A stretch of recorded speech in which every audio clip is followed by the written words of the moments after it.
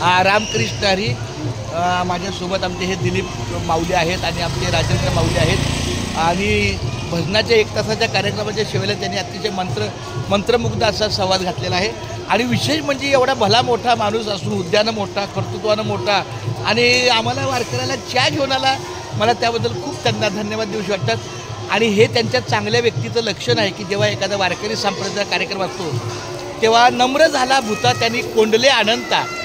जेव्हा एखाद्या व्यक्तीच्या अंगी नम्रपणा येतो तेव्हा तो देवाला पण कोंडू शकतो, म्हणून त्याचं ते रूप आहे. खूप छान धन्यवाद.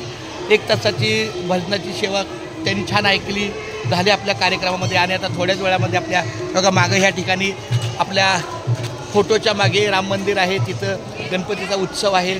एका बाजूला जेवणाची प्रसादाची व्यवस्था चालू आहे, दुसऱ्या बाजूला भोजन व्यवस्थापन केलेलं आहे.